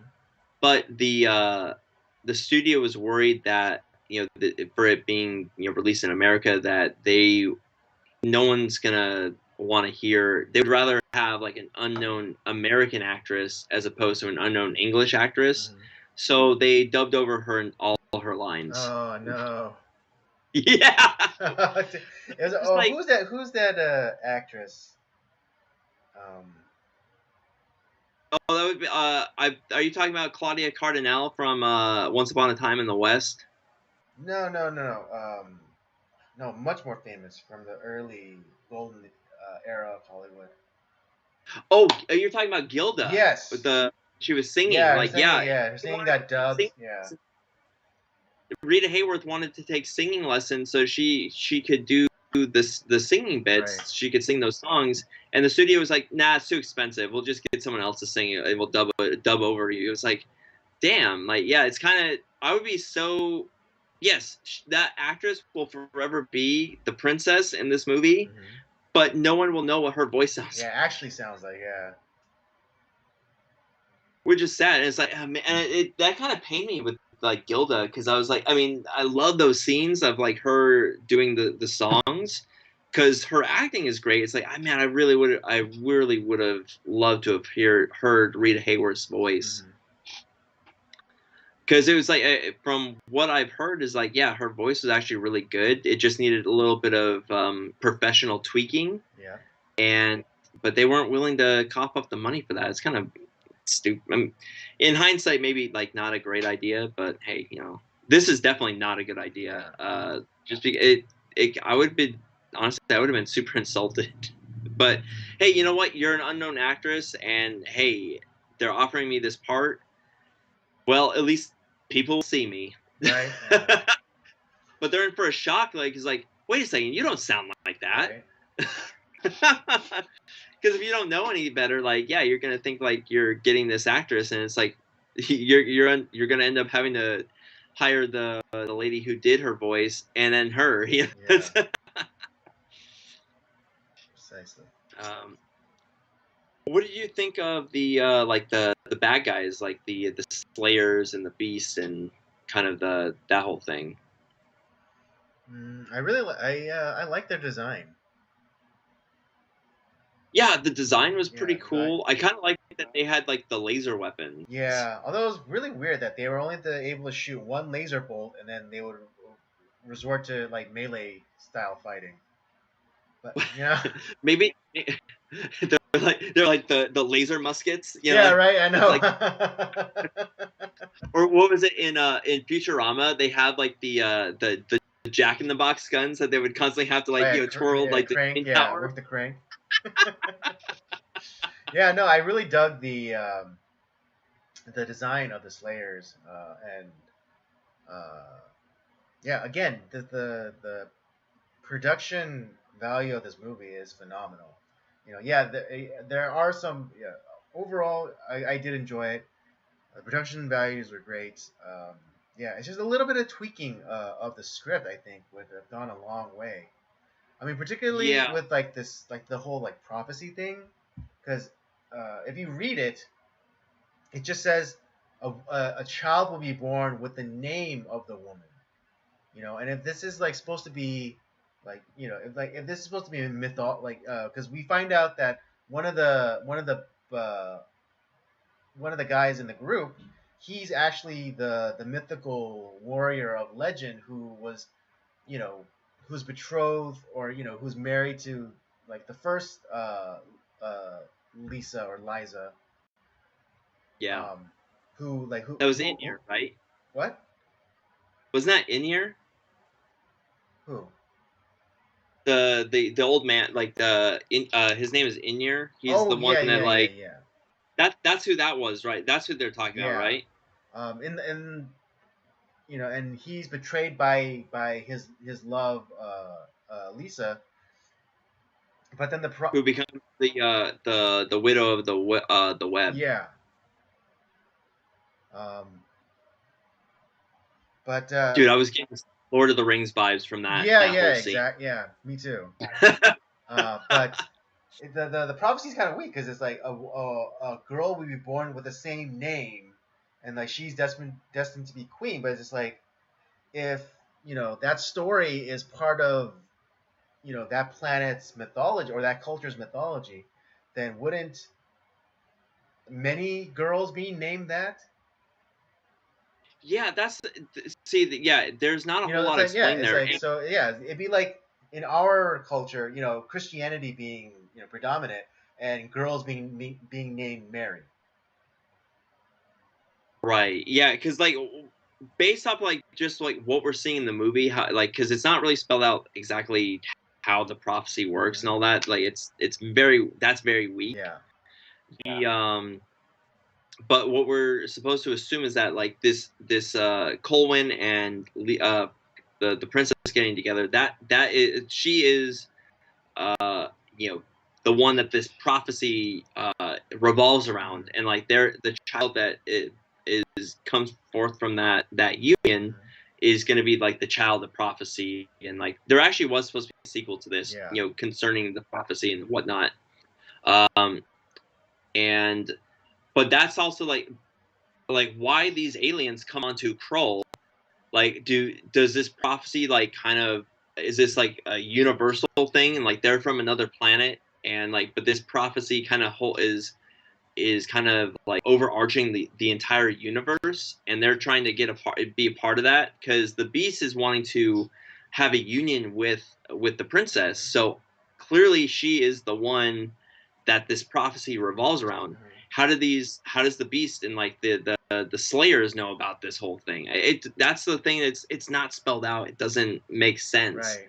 And I would have loved to have like, can we have gotten more? And because there's a few things that like some of the shots where it's like, okay, we're watching him climb up the mountain and he's still climbing. Right. Wait, and he's still we're particularly to go and retrieve the glaive. Yeah, could we have had like maybe cut out like 10 minutes of that whole segment, Right. and add it into like, you know, kind of telling us a little bit more about the lore and like why this is so important. Right. And also maybe make it a little bit more difficult for him to retrieve the glaive.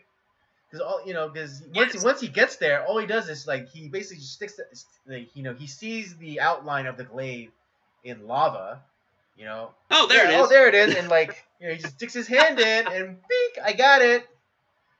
Yeah, there's no like Indiana Jones style like kind of trying to figure out the puzzle or whatever, or maybe there's no glaive keeper who's like it's like, oh, or would have been great if this would have been like if he was like a little bit more unsure of himself, or not as confident, and this was like, and kind of like similarly in Dune, where this was like they test Paul Atreides, with like the test of sticking your hand, like enduring pain. If it was something like that, then I think it would have gone a lot better. But yeah, he just sticks his hand into molten jello, and it's like, yeah, cool, I got it. And it's like he's getting to use it. It's like, no, don't use it. Use it for the right time. It's like, well, when is that? Tell me when is the right time? Right. Yeah, that's like I said. There's a lot of like missteps, but it's intriguing enough that it keeps you engaged. And like I said, it is shot wonderfully. I think for '83, those special effects are actually really good. I think like some of like the cool practical effects that they do are pretty interesting. Yeah, just like I said, I would probably move some scenes around. I would make him fight. I would want like a little bit more of like a puzzle, or like some sort of challenge for him to get the glaive to begin with, to prove his worth as king. And then like, but you also, before that happens, this is where you meet all the group, and like there is that tension within the group until he's able to show his worth by getting the glaive, which proves his worth as king. It's like, okay, you are the leader. We're behind you now. So it's something along those lines. Yeah. Give us more of the lore. It's so important. Why is the Beast and the Black Fortress? Why are they coming to the planet Krull? Why are they like trying to get? Does the prophecy, is that like a universal prophecy, and like everyone wants to kind of like either destroy it or take part, kind of steal it for themselves and be a part of that? How does that work? That would have been great. Yeah, that would have been really great overall. And I think I think they ran into this like problem that I think is common in that era of filmmaking, where they make this movie in the hopes of a sequel, so they can flesh it out more, as opposed to just making this one really good movie and then because it's so good, and like the public, like the consumer response is so good, then they make the sequel. And I Yeah, and yeah, and I it's think that if they executed better by augmenting the story a little bit and moving some scenes around. I honestly think that the reception for, and maybe also a strategy too, and not release it the same weekend as the freaking like one of the biggest movies of the yeah, or a 80s. part, You know, or it's a like, movie that's part of one of the biggest franchise to happen within like the last 10 years. and it's not like, yeah, this is not like the original Star Wars where like no one knew what that was Right. going to be. They knew that this was going to be a giant fucking hit. And it's like, well, we were trying to beat it, but we missed it by a few days. Whoops. It's like, well, don't wait. I know. Yeah. Just Wait. wait. Don't make. And yeah, that's the other thing too. Like what happens in these cases because you're trying to compete. Thank Oh, you. bless you. You're trying to compete with these. You want to have your own version of that, and there's no problem. I totally. Um, but when you're coming up with like an original story, now like look at what George Lucas did. Did he have sequels in mind for his story? Absolutely, he did. But he went all all in trying to. He told a pretty convincing, a good story. You were engaged, and it's like, man, that was really cool, and that was one of the biggest films of the late '70s. And because he went Yeah, all and in because it on was this so well one, received. and it was well received. He told a good story. It allowed us to have the sequels that we have, and he was able to tell Mm. the story. That's what needs to happen, like with things like Krull. You're coming up with a new property, and have the story in mind. How is this all going to play out, and how can we like get enough people involved? Because this is, like I said, this is not based off of like a book or anything else. This is a screenplay that Right. they This it is was an original screenplay. yeah. The story you know was from whole cloth.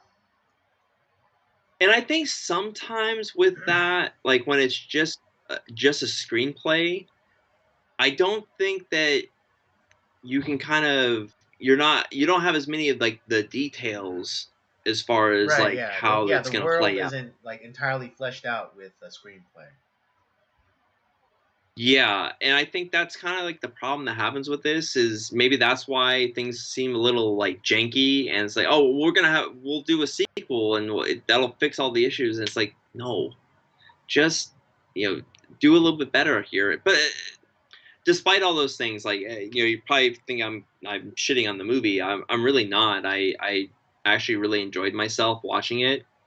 Um, it's such an oddity of this is one that I had heard of, but I had never watched. I think the how I knew about this was actually through Riff Tracks, because they were doing a kind of their own kind of the making fun of it through Yeah. their website. So that's how I heard of Mm. Krull, but I had never actually Right. watched it before. And man, it's like, yeah, if you like Lord of the Rings and Star Wars and all like Excalibur, these are all films that are definitely Influences. that have Mm. influenced Krull, and there's things that I like about it. There's things I don't like about the film. There's a lot of things I don't like about the film, but overall, I had a lot of fun Mm. watching Krull. What did you? Oh, did you like the look of the bad guy, like the beast? I did. It for some reason it reminded me of the Kraken from Clash of the Titans. Oh yeah, I did. I didn't think of that, but yeah, I think you're right. That is kind of Yeah, a slight. Yeah, it an looked like intro. a slight nod to the Kraken from yeah. Yeah, I think they kind of use some of the same type of techniques that they use in Clash of the Titan with like because you have where it's clearly like a background, like where it's like it's being projected over like him fighting the beast with the glaive and all that stuff. That's but it's so convincing. They do such a great job with that. And like you said, the beast is like, he's so kind of strange. Like he's very enigmatic. You're not really sure exactly what his body looks like. For the longest time, you kind of see like the rooms like the princess is in, and they're kind of like representative of like the body of, like, you know, that one chamber where it looks like, you know, the princess is in the palm of the beast's hand. You know, and I really dug like that kind of symbolism where like the fortress, the mountain fortress, is kind of the stand-in for like the beast's overall body, and like for the majority of the movie, you know, all we hear is the beast's voice. Yeah, it's great. I thought it was really well done, and yeah. What I was trying to think if there was anything else that. The one thing that I also thought was kind of weird about this film is how many people that Colin, you know, ends up getting killed. Yeah, the Colin honestly, body like, count. Yeah, he is not a good leader. And I think that is kind of important. And the other thing is, like, I don't think that he portrays the I would think that you would be a little bit more feel the weight of, like, I've cost these people their lives because of bad decisions. Right. Yeah, you kind of only get that with like certain characters. You know, it's not with everybody. But he does have a kind of like, you know, that Errol Flynn swashbuckling look. He looks good, but yeah, the man, his decisions are terrible. I mean, which shouldn't be a surprise. I mean, for those of you who are really into Star Trek, you'll recognize Colwyn, played by Kenneth Marshall, because he plays Lieutenant Commander Michael Eddington in my favorite iteration of Star Trek, in Deep Space Nine. No, he does. Oh, that's awesome. Yeah, and he does have a character arc within the show. I mean, he's not on it the entire time, but he comes in like season 3, season 3, and then like he's in like 9 episodes or so, but he does have a character arc. Yeah. Oh, that's cool. Yeah. So hurry up and get to Deep Space Nine, man. Let's talk about it. Oh, I'm gonna do that. But yeah, I just end up liking the movie. Any other like thoughts you have on Krull, Andy? I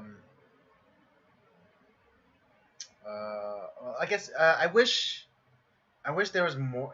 I mean, I kind of getting back to the glaive. I wish there was more of a struggle to master the glaive.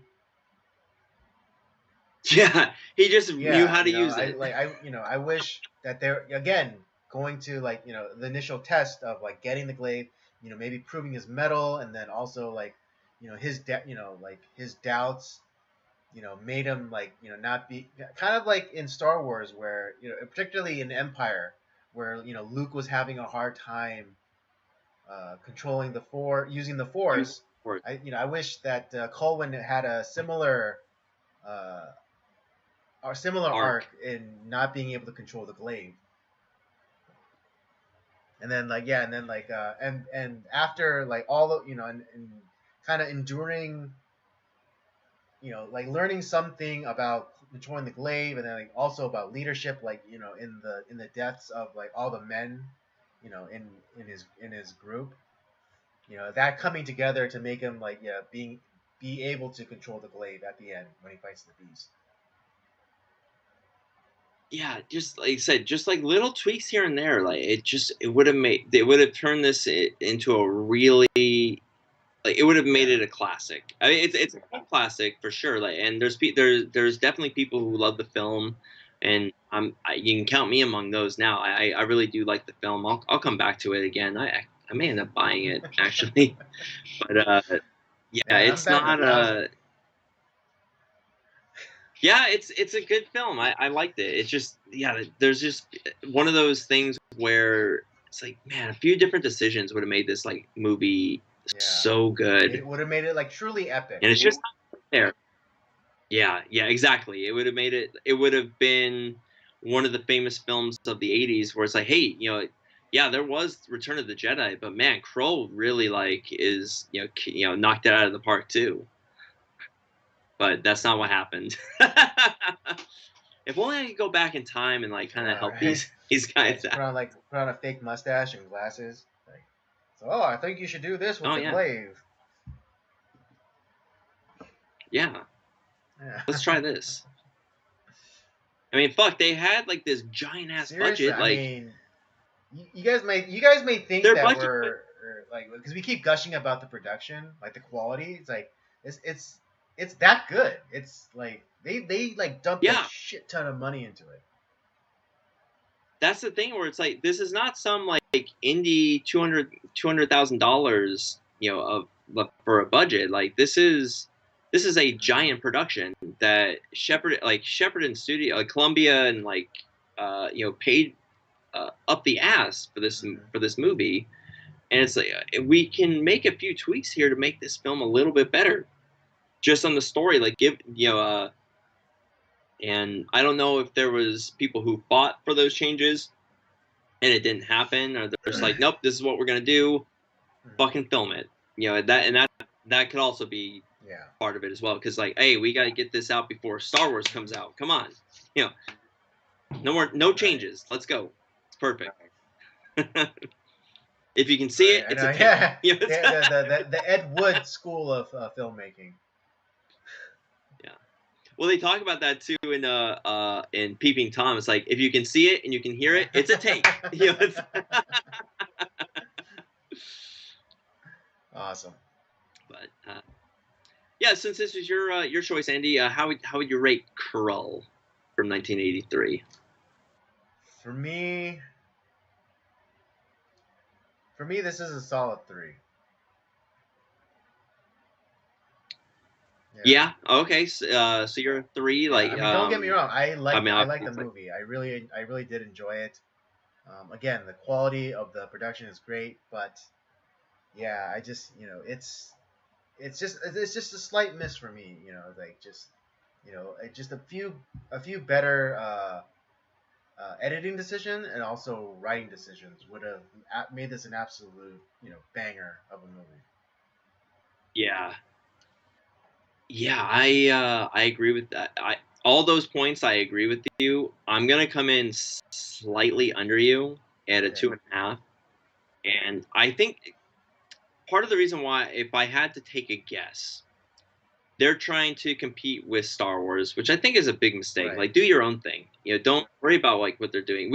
If you listen to our episode on Cobra on the Cinemigos, we talk about that. Stallone, who had been making good decisions with his writing and direction of films that he had been working on up to that point, he's like so worried about like what Top Gun is doing. Oh well, we need to make another cut so that we can have more viewings in the theater. We can have more viewings than Top Gun, because that's what's more important. It's like that was a terrible decision, because I mean the movie is still fun, but yeah, it's the same thing with this. You're trying to compete with something that it's already going to be way up there. Everyone's going to want to go see that. So make sure that your film is good, so that, and well, one, don't release it the same week as the biggest movie, one of the biggest movies of the '80s. Yeah, For one, and part of the number biggest franchise is of the last like better part of a decade.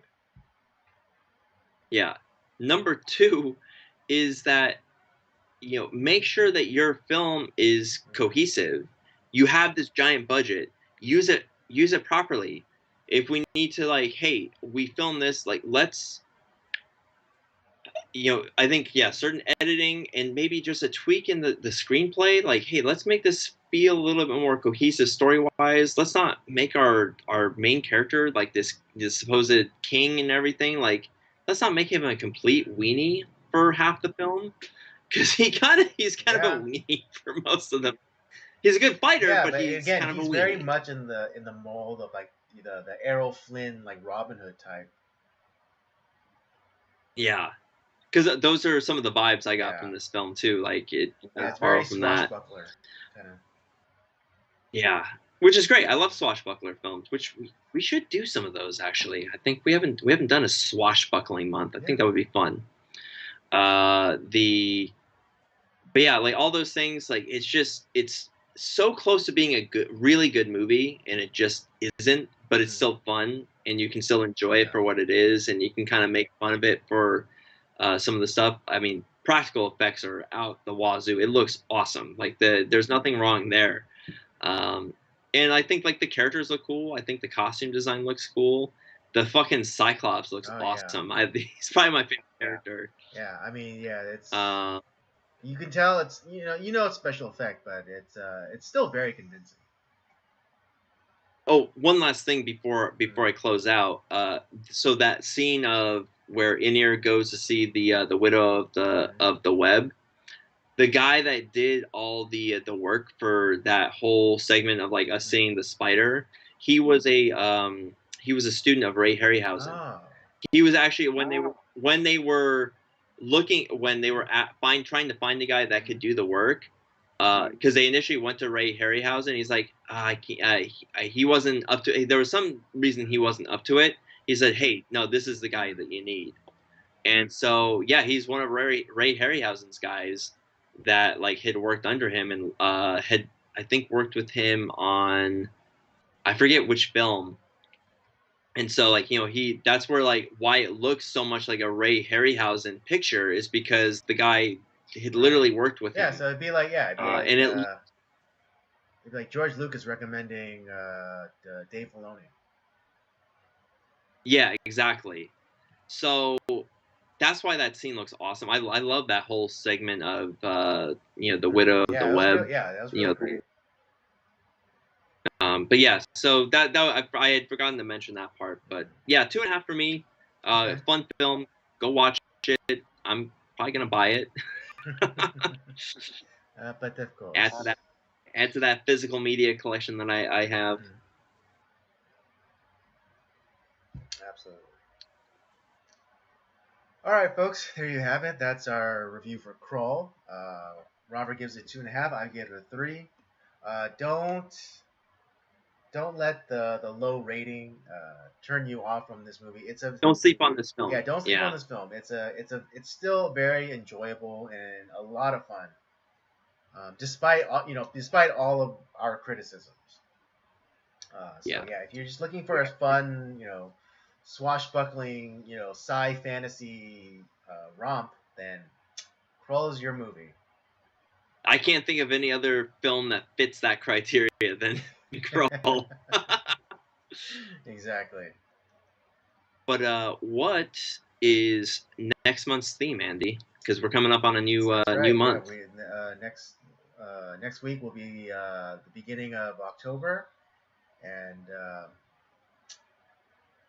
I get a bit of a revenge next month. I guess we're continuing the theme of Schlocktober. Um, Schlocktober 2, Andy's Revenge. yes. And last year, if you're just joining us, last year Rob abused me. That's the right word. Abused me with his selection of god awful movies that he loves. So, and so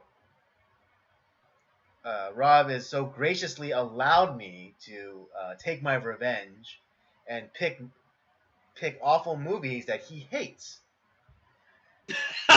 And so Got it. yeah, so so for October this year, we're gonna be diving into the I guess pretty much the SNL spin-off movies. Um, Yeah, so essentially these movies are SNL characters that they not the good one. Like so there's a few that have been good. Blues Brothers is yeah, I awesome. love Blues The Wayne's World is awesome. Although We're not doing any of right, those. but although technically, yeah, there was like some disputes about the Blues Brothers because So Was it Lorne Michael? I think. because that after that movie with how big it took off, because that was Dan Aykroyd's character. Right. So Yeah. Dan Aykroyd owned the rights to the character. Right. After that, Lorne Michaels owned all the rights to all these characters, so that he could make money off of these Exactly. characters. So yeah, that's why Blues Brothers is so awesome. Mm-hmm. But yeah, then two, then there's Wayne's World, which is awesome. After that, they're fucking dog shit. Oh my god.